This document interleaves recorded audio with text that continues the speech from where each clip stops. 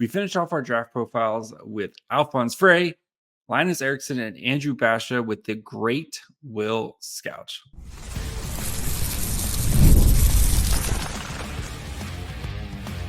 You're Locked On Sharks, your daily podcast on the San Jose Sharks, part of the Locked On Podcast Network, your team every day. Hello, welcome to Locked On Sharks, the premier hockey podcast covering your favorite team in the Bay Area. My name is JD Young, caretaker at The Reef, also co-host of Western Conference Tuesdays on the Locked On NHL channel. I want to thank you for making Locked On Sharks your first listen. Proudly part of the Locked On Network. We cover your team every day. If you want to be an everydayer, all you have to do is just follow along wherever you get podcasts, or you can watch this on YouTube as well. And Will Scouch returns. We were supposed to have him on last week. He got sick. Had to postpone it, but Scouch is bookending, finishing off the draft profiles with us. So we're gonna be talking about Swedish defenseman Alfons Freij, who he loves Alfons Freij. Linus Eriksson, who's an interesting kind of bottom six potential forward, and Andrew Basha out of the WHL. So before we get to all that, do want to let you guys know that today's episode is brought to you by Ultimate Hockey GM. Ever dreamed of becoming an NHL GM, managing your hockey franchise? Well, now you can with Ultimate Hockey GM. It's completely free, and Locked On listeners get 100% free boost to their franchise when using promo code Locked On NHL in the game store. To download the game, just visit hockeygm.app or look it up in the App Store. Ultimate Hockey GM. Start your dynasty today. And now we bring in the man with the mustache, Will Scouch. How's it going, buddy? It's going better than it was before. I was real sick last week. We had to put this off and everything, but I'm extremely excited to be bookending the Locked On Sharks draft coverage. I'm super excited. So let's get right into it. Yeah, so we're going to be starting with your favorite defenseman in the entire draft, maybe the entire world, in the whole universe, and all the multi-universes combined. Alfons Freij, defenseman playing over in Sweden, 45 games this year, playing in the J20, had 16 goals and 20 assists. And Will, why do you love Frey so much that you're going to name your firstborn child after him? Yeah, I mean, Alfons is a great name. It really rolls right off the tongue. Alfons Scouch is it's a powerful name. It's a powerful name that's of a guy who's going to be running major companies there. His middle name will be Cale Makar because Alfons Freij is a better hockey player than Cale Makar. Makar can be the middle name. No, I'm kidding. I'm just leaning into the meme at this point, but no. In all seriousness, from here on we can be dead serious because that's what we do. Alfons Freij is a guy who I've been really interested in since last season. There was a lot of talk last year about Leo Salim-Valenius, who's a teammate of his, and every time I went and watched him last year, I kind of thought Frey was the more intriguing guy for the NHL in the NHL context. I mean, I'll start off by saying that I get the feeling that he is going absolutely nowhere near where I have him ranked. I've been told by a couple of people who are much more intertwined than me and smarter than me that this guy might even not be a top 2 round guy to some NHL teams. And to me, I think that it doesn't, I cannot see a universe where 64 players are better hockey players than him.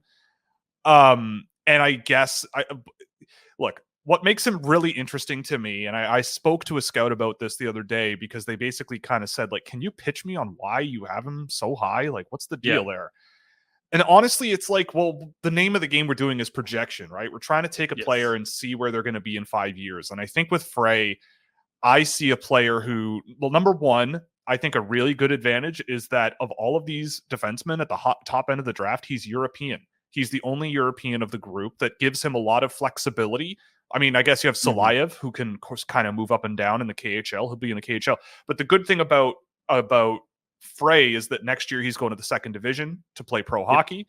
He can then go from there into the SHL. He can move up and down if need be and sort of find his comfort zone and then keep ratcheting it up. For a development perspective, I think that's an advantage. But on the other side of things, I think it's just the way that he plays that I think makes so much sense for like there's a lot of offensive defensemen in the NHL draft over the last 10 years who have not turned out the way everybody thought they would. The guys who score a lot of points, score a lot of goals, and then in the NHL, it's a struggle. Yep. And so a big thing I've done over the years is really tried to pay attention to the ones that work and the ones that don't. You know, there are always offensive leaning guys who go late in the first round, second round, that just kind of work their way into the lineup and play NHL minutes. And you kind of go, yeah, I mean, I would have drafted that guy at 50th overall. And I feel like Frey is one of those guys. I think the way that he plays is so interesting in an offensive perspective. He's extremely good on his feet, really quick in a straight line, really great footwork to sort of move laterally, especially skating backwards, especially in the offensive zone. He's shifty. He makes quick cuts and sort of gets around pressure really, really effectively, and does so at a high pace of play. He's a guy who thinks quickly.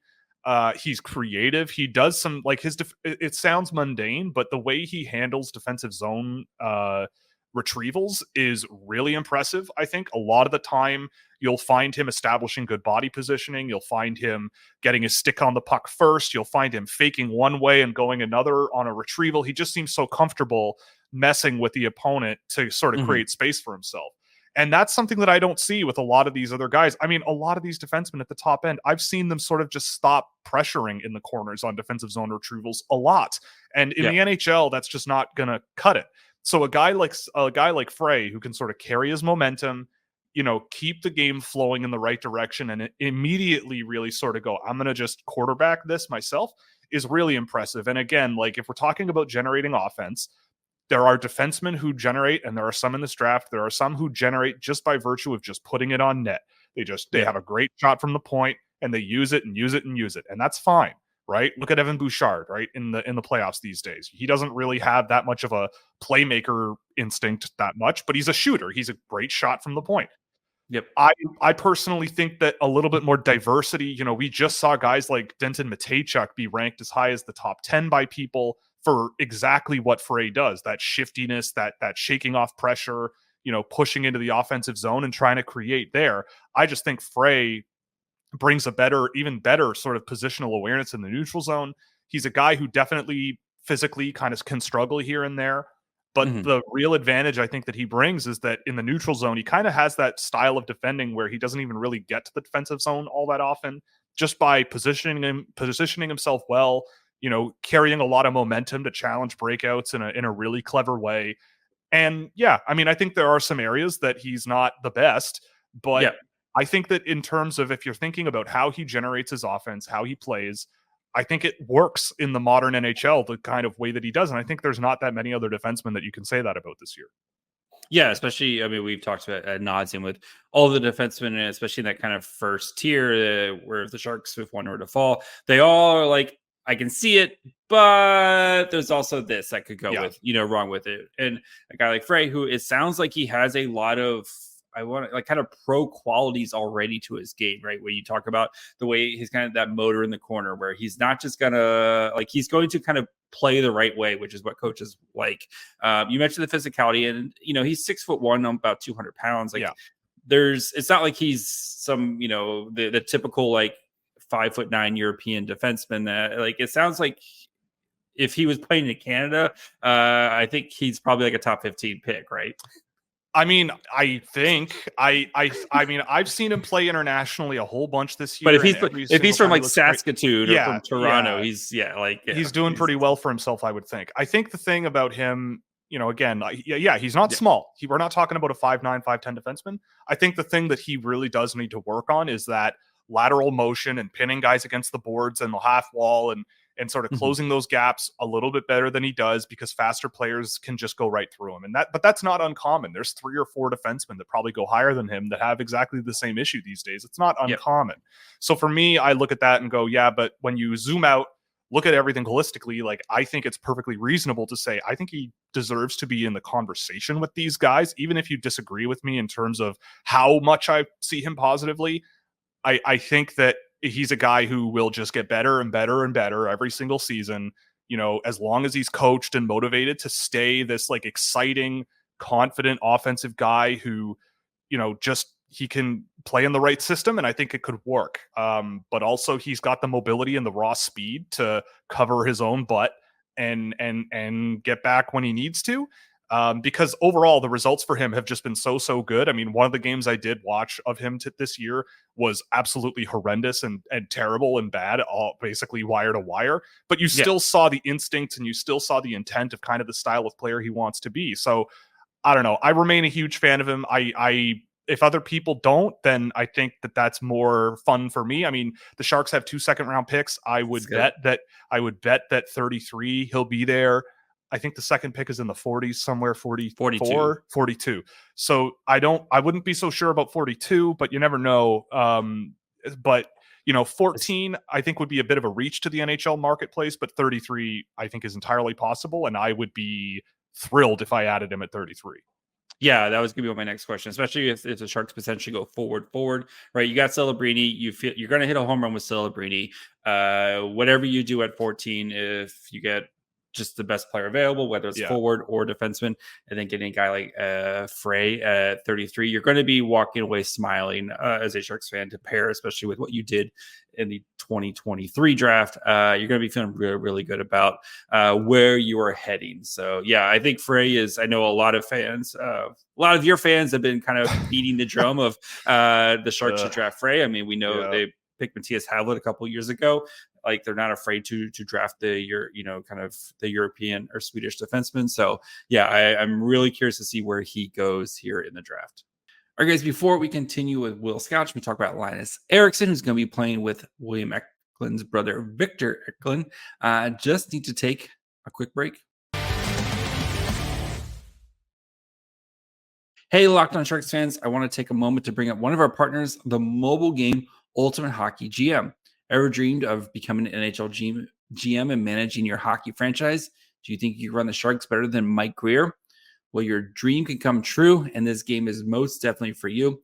Manage every aspect of your team, play through the seasons, lead it to glory, hire the right coaches and staff, trade players or draft picks, navigate through free agency and the draft, all in a challenging and realistic game world. As a Sharks fan, you know there's no offseason. GMs are constantly making moves at every point of the year to improve their team's chances to win. And that's why I think you're going to love the game. Ultimate Hockey GM is completely free and playable offline, so you can play on the go as you want to and when you want to. And right now, Locked On Network listeners get a 100% free boost of their franchise when using the promo code Locked On NHL in the game store. So make sure to check it out. Download the game, visit hockeygm.app, or look it up on the App Store. Ultimate Hockey GM. Start your dynasty today. All right, we stay in Sweden by looking at Linus Eriksson. Linus Eriksson, a forward for your Garden, going to be playing with Victor Eklund, 6 foot, 185 pounds, 29 games this year, 3 goals, 8 assists, 40 shots on goal. And Linus Eriksson, another one of those potential beginning the second round type of players. What can you tell us about him? So Eriksson is an interesting player. I think there's a lot of guys in this year's draft who lead with their smarts and lead with the way they see the game. And I think with Eriksson, I didn't see a whole lot out of him early in the year. I just kind of thought he was a decent sort of middle six player in the Swedish Junior League. And that's never a type of player that sort of jumps off the page to me. But once he started getting some minutes with the big club and in the men's league and started to get comfortable at that level, I think you really saw how he elevated his game to sort of suit the surroundings he was in. He's just he's an underratedly fast skater, I think. And he just knows how to get into space and knows how to pick his spots and make himself a target. It's pretty much, to me, I've loved a lot of things about him outside the offensive zone. I think his ability to manage breakouts and be a conduit, a breakout pass target and get the puck into the neutral zone. Everybody talks about how a guy like Berkey Catton can sort of manipulate the puck and sort of open up a passing lane really quickly and make a pass really easy for himself.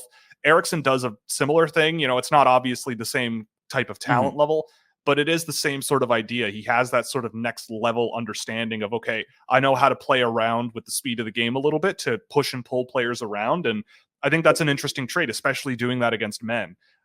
He's a little bit slender. He's not small, but he's a little bit slender. And I think he wants to play a little bit more of a physically intense style of play. You see it here and there. But he's got a quickness about him. If he's grinding along the boards and the puck squirts loose, off he goes. He's a guy who knows how to sort of get it out of danger and move the puck quickly. And I think he's one of these guys, like, I don't think he's a top 6 NHL player really, but he does have a shot that I think is pretty underrated. And I mean, look, by the end of the season in the playoffs, when the team was competing for a promotion to the SHL, he was playing in their top 6. He was at times playing first line center for a men's team. And that's impressive on its own. And usually European teams don't play their young guys that high in the lineup. And the Swedish second division is no joke. Beast did.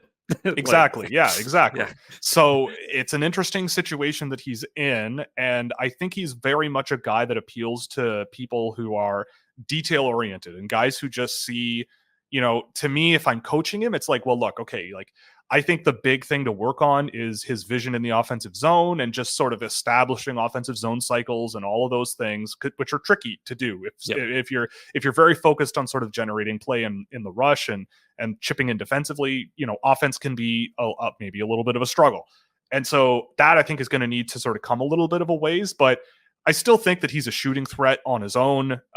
He's a guy who I think still, there was a couple of games I saw of him this year where he just was generating himself in scoring areas, just generating chance after chance, a bunch of times in a game, trying to sort of set up little plays here and there when he got the chance. It's just that he wasn't getting the puck touches in the offensive zone, but it was sort of everywhere else on the ice. You could see him and how he makes an impact. And I think that, again, you also have the flexibility of being in Sweden.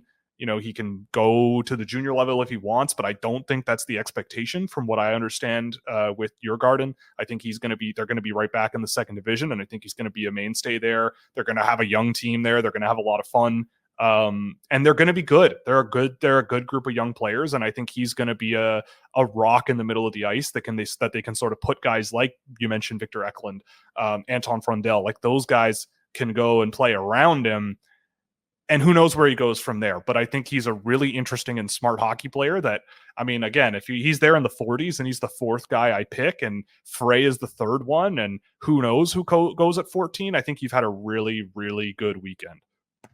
Yeah, I feel like he's a worst case scenario is he's probably just like a really awesome 3rd line type of guy who's going to, sounds like, play well defensively, and then if you get any offense out of him, like that's just kind of a cherry on the top there. And yes, there's probably higher maybe more boomer bust type of guys, but again, if he's your 4th pick, like you said, like for a guy who, and again, you mentioned the way he started playing in the SHL, you really started to take off. Maybe this is his development curve might just be a little bit later kind of compared to other guys, and another full season in the SHL, you might just start to see a guy like him really kind of take off, especially when it's supposed to be a really fun young team, like you mentioned, right? Yeah. I mean, he's the thing too is he was captain of the under-18 team for a reason. I mean, he's a guy who I think coaches recognize what value he brings to the table.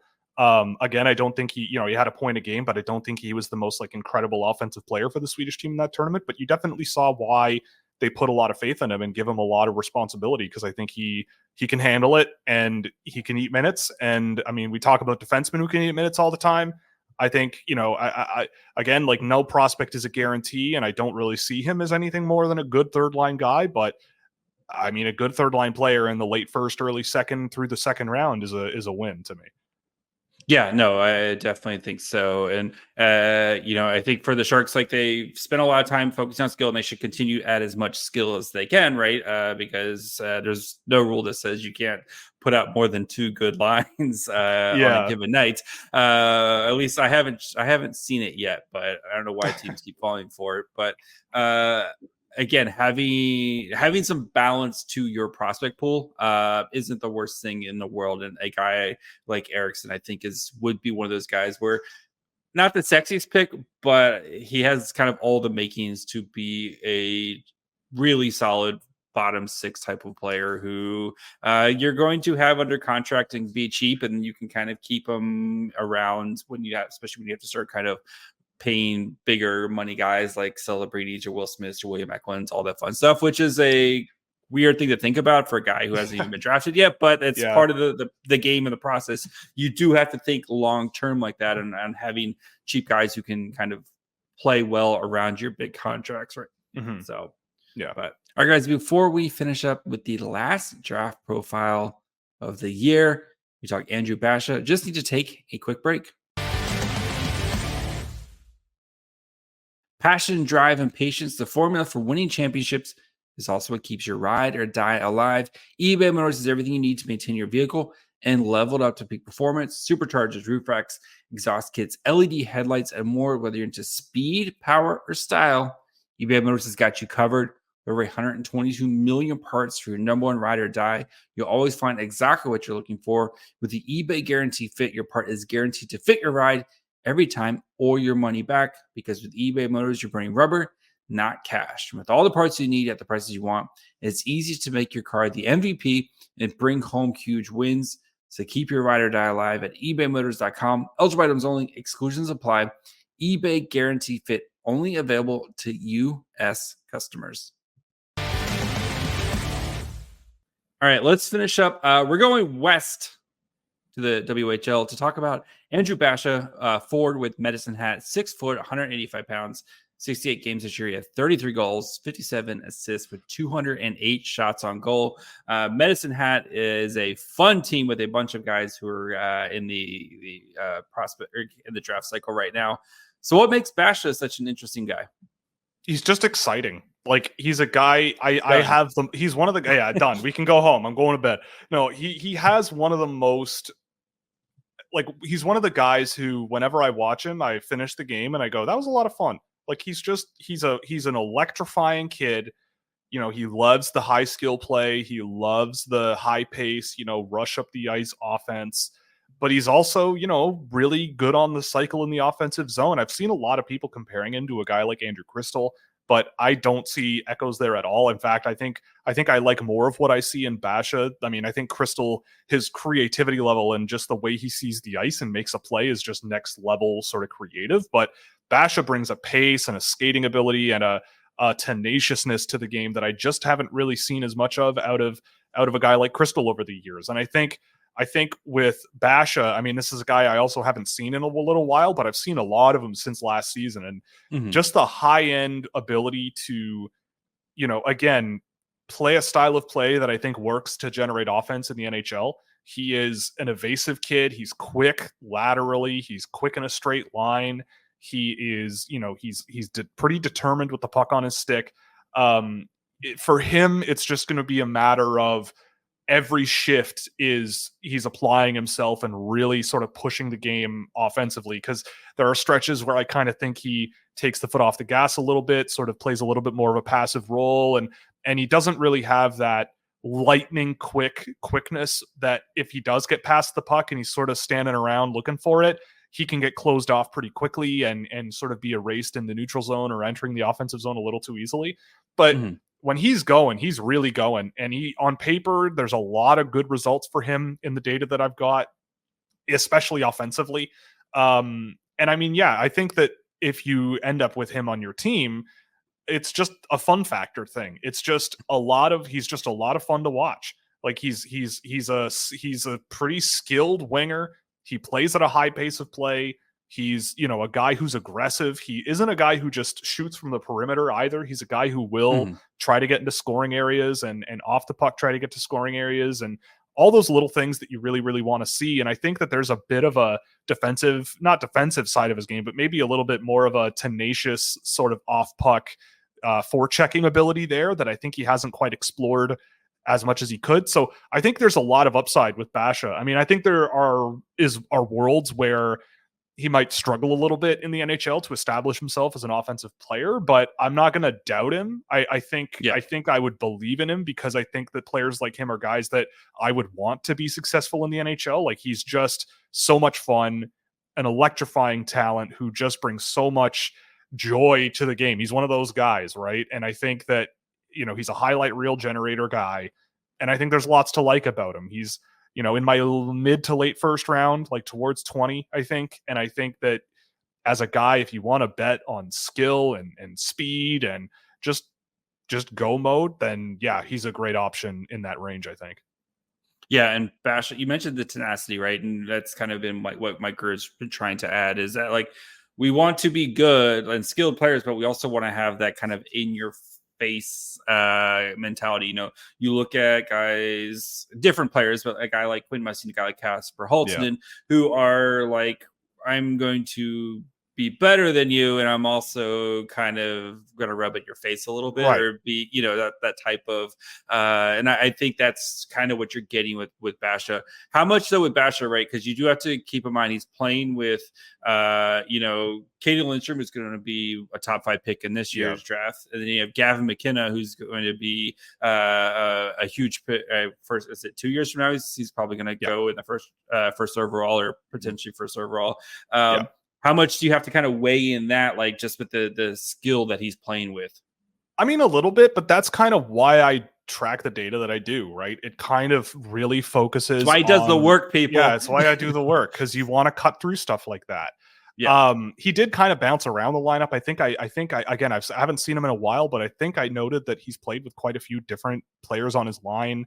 And what I will fall back on is that, you know, he generates like the shot assist rates and the shot rates on his own are up near 40% for his team's shot attempts. And I think that, I mean, that is quite high. There are players that are higher in my data set for sure, but he is right up there. And it's a pretty good balance between playmaking in the slot and generating shot attempts from scoring areas. I actually just looked in the data set that I have of him from the sample I have. He hasn't taken a shot anywhere but scoring areas all season, right? Like, he's not a guy who wastes his opportunities. He may not shoot the puck a tremendous amount, but he makes his chances count. And, you know, he's a very involved transition player. He's, you know, he is involved equally, I would say, in passing and pass reception. So it's not like he's just hanging out in the neutral zone and just waiting for play to come to him. I think that is the passing into the neutral zone and the passing into the offensive zone are areas where I think he could see a little bit of improvement. Just that, again, that we watch a guy like Berkeley Catton and you see how he's able to make a quick cut and make enough room to create that passing lane and make it easy for himself. Basha is, I think, on the road to being really, really exciting in that area, but it's not quite there. So he's a guy where I think there's, you know, even when you just focus on him as an individual, there's a lot going on in his favor that maybe just doesn't quite work out all the time, but it's not like he's riding the coattails of all these other players. He's a guy who is generating a lot on his own. He's generating for others. He's not wasting his opportunities and has just continued to just put up good results this year. Like, I would fully expect him to be a huge point scorer for Medicine Hat next year as all those young guys get a little bit older. And I think that, you know, sure, it is nice to play with guys like Caden Lindstrom and all of that stuff. Yes. But it also is nice to play with Andrew Basha from what I've seen of him. So I think it all just, I mean, it comes down to Medicine Hat just drafting a ton of skill over the last few years and just going for the fences with a bunch of their picks. And a bunch of them decided to show up when Gavin McKenna showed up, right? So, like, you know, here we are. And Basha is certainly one of those players. Will, you've said it all. Where can the people find you, buddy? Yeah, you can find me on YouTube. We also have a TikTok, both Scouching. You can also, we're posting our reports to Instagram as well, Scouching_Will. You can go check those out there. There's a YouTube playlist that I pinned to my channel or on my Twitter page if you want. That's also obviously below my head. Scouching.ca is the site that I run. You can definitely get subscribed over there. You'll get early access to content. We've got a fun Discord server to play around in where we share video and talk about, you know, these guys all the time and, you know, ad nauseum. And you get a bunch of data stuff in there, cool, that no one else has, that, you know, deals and dives into the kind of thing that I do all day with my life. So all good stuff. The hub is scouching.ca, but if you go on pretty much any social media platform and search Scouching, I'll pop up. Thanks a lot, buddy. I'll see you in a week. Oh, yeah, I know. I'm excited. It's going to be a good time. We'll see you there. Gonna be a good time, unless the Sharks pass off on Macklin Celebrity, and I'm gonna walk straight from Vegas to the ocean. I've refinanced my home. I've got my briefcase full of money. I'm ready to go to the high rollers room and end up divorced. It's gonna be sick. You can sleep on my couch. I oh yeah. Yeah, you can sleep on my couch. So all right, cool. you got to share with Dakota though, but you can sleep on my couch. So I don't mind. That's cool. All right, buddy. I'll talk to you later. Thank you. All right, guys. That's it for the draft profiles. We talked about 30 guys and a bunch of goalies during this one. So yeah, we did them all, as many as we could. So be back. We'll have an extra episode Friday night to talk about the Sharks top 10 in the prospect rankings where I have them. It's supposed to be Thursday's episode. Had to change things up, of course, with the Sharks being busy on Thursday. So that'll be a Friday night, Saturday morning episode for you. We'll be back next week as we'll do another mock draft. We'll do some final kind of free agency stuff and get you guys ready for the draft. I will be in Vegas on Wednesday. So I'll have plenty of draft coverage for you from the Sphere. So make sure you guys are following along wherever you can. So wherever you get podcasts, and of course you can watch on YouTube as well. Also follow the show on Twitter, Facebook, and Instagram at Locked On Sharks. Follow me on Twitter at MyFryHole. Till tomorrow. Bye, friends.